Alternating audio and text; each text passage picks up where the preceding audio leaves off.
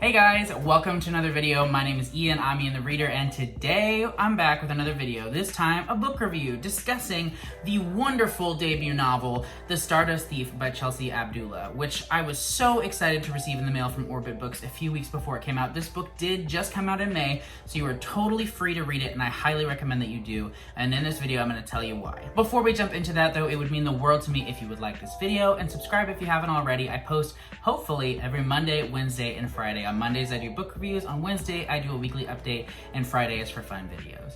So, how I'm going to be doing book reviews going forward is first I'm going to tell you what the book is about, then I will tell you the things that impressed me about the book, and then the things that disappointed me about the book, and then I will give you my rating and recommendation. Let's go ahead and talk about what this book is about. The Stardust Thief is the first book in a brand new fantasy trilogy that is inspired by 1001 Arabian Nights. This is the author's debut, and that makes it even more impressive because this truly is a book that you're going to definitely want to pick up. We follow a variety of different perspectives in this book. We actually have 3 point of views that we go through, but there are a wide cast of characters that play a very pivotal role in the progression of the story. The first character that I'm going to talk about is Loulie, or the Midnight Merchant as she is also known.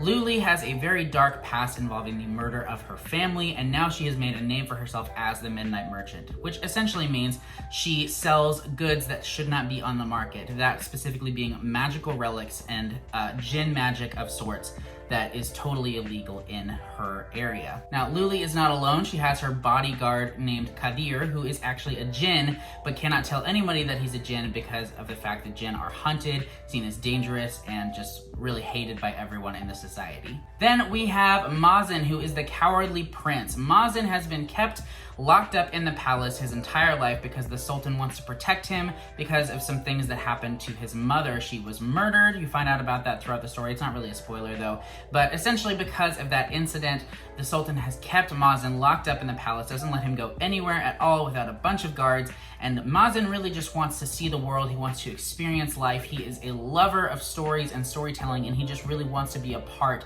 of one amazing story. Then our last perspective is Aisha, who is one of the princes, not Mazen, but his brother.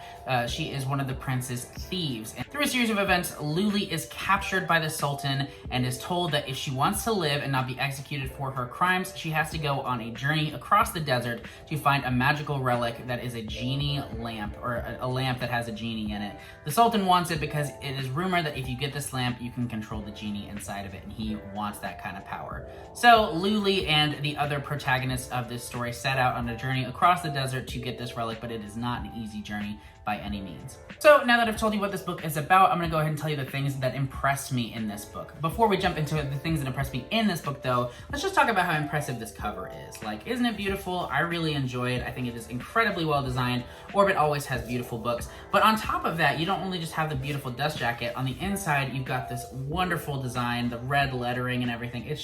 It's gorgeous. It really is a beautiful book. But anyway, like I said, I'm going to set this beauty down because I do not want to hold it the whole video. Now let's go ahead and talk about the things that did impress me about the story. So first off, I really love the magic in this book. Not only like the jinn, because the jinn on their own are incredible. I love just that each one of them has their own like lore and their own backstories and things like that, and we get some glimpses into that. But I really also love the relics. So what the relics are magically gifted items that each one has their own ability based kind of on like what type of item it is. For example, there is a compass that the user can use to locate whatever it is that they're looking for, which is pretty awesome. There's also a coin that can be used to flip it over, and basically if it lands on one side, somebody's telling the truth, and if it lands on the other side, they're lying to you. And each of these relics has their own unique ability, and we come across a lot of different types of relics throughout the story. And I thought that that was a really interesting way to go about using magic, because it's almost like similar to a soft magic system, but not in an annoying way, because I hate it when books are like,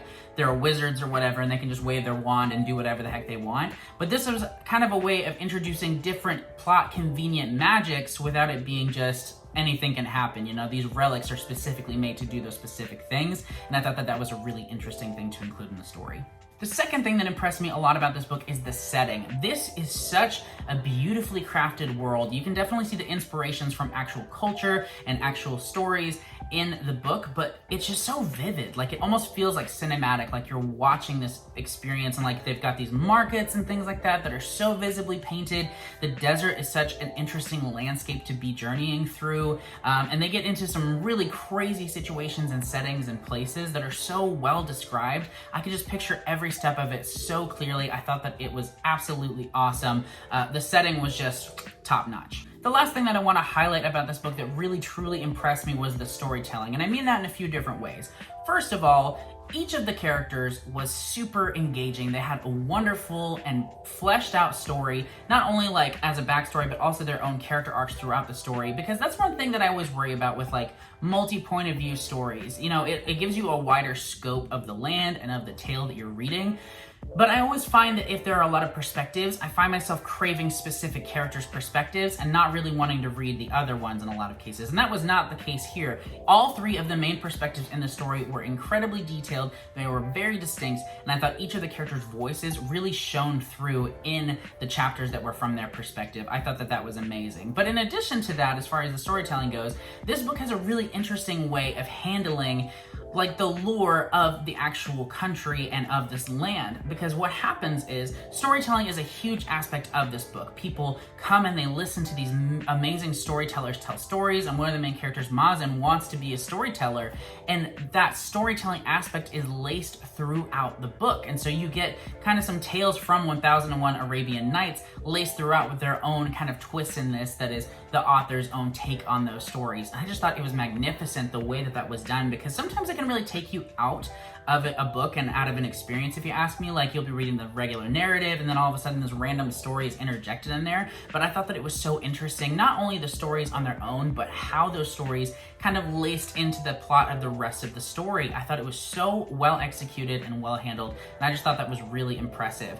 And then in addition to that, as far as the storytelling goes, there were some huge moments throughout this book, particularly in the first act and the third act of the book. There were like magnificently epic battle scenes, and just like the tone of it and the setting and the ambiance of those sequences was just absolutely mind-blowing and so vivid and just really incredible to read. There was actually a moment in the first third of the book that there was this action sequence, and as it was happening I was like, oh my gosh. In another book I feel like this would be the actual climax of the story, because it's just so like edge of your seat and well executed, but that's just the introduction, and I thought that was so excellent and just really an amazing experience to read. I had a blast with it. And like I said, with the perspectives on the characters, I mean, I do have my favorite, but not because of the specific characters, but because of a relationship. I really loved Loulie, the Midnight Merchant, her relationship with Kadir, because he doesn't have his own perspective, but his relationship and like mentorship of her was something that I really enjoyed reading. And honestly, their relationship was, I feel like, the most well fleshed out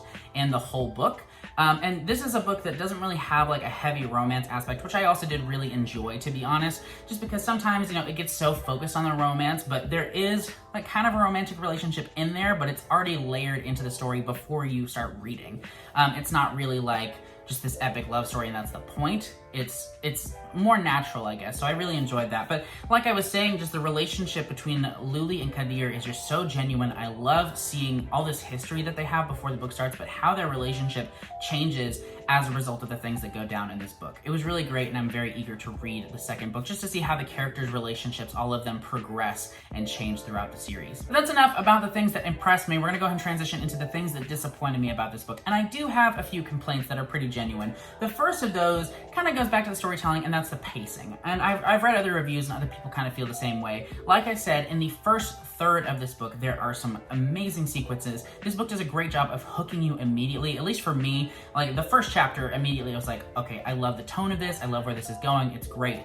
And there's a big payoff in the first third, but then you enter into the second third, which is very much just traveling, and they travel to a certain point and have to overcome this obstacle, and then they travel to another point and have to overcome this obstacle, and it just kind of feels a little bit formulaic in the second part of this book. And so that kind of threw me off, because the first third was epic, the third was epic, but the middle third just dragged a little bit. So I honestly just kind of wish that had been trimmed up a little bit and maybe added some other plot elements from the first part into the second, or the third part into the second. It would have been a lot more smooth in that way, but overall it didn't inhibit my overall enjoyment of the book. Another thing that disappointed me was some of the repetitions with the characters. Like, each character has their own backstory and own motivations, which I think is really great.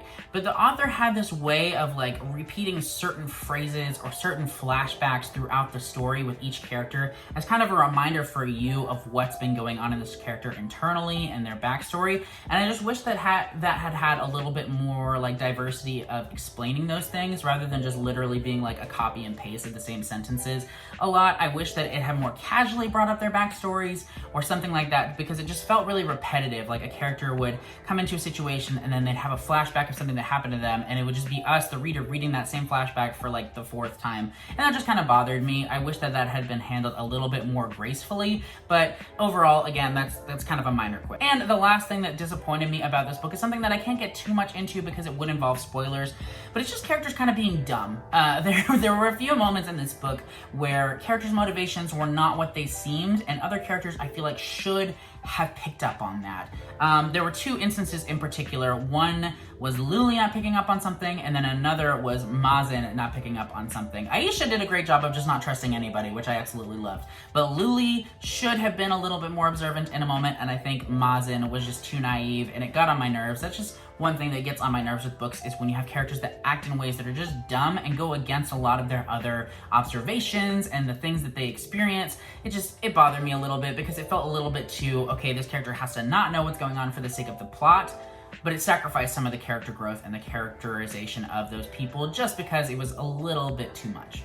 But those are my only complaints, really, and none of them are really major, I'd say. If anything, the biggest complaint is just the pacing in the middle, but I think that that's something that will hopefully be changed in the second book, because something happens at the end of the first book that makes me very intrigued to see what direction we're going in the second book.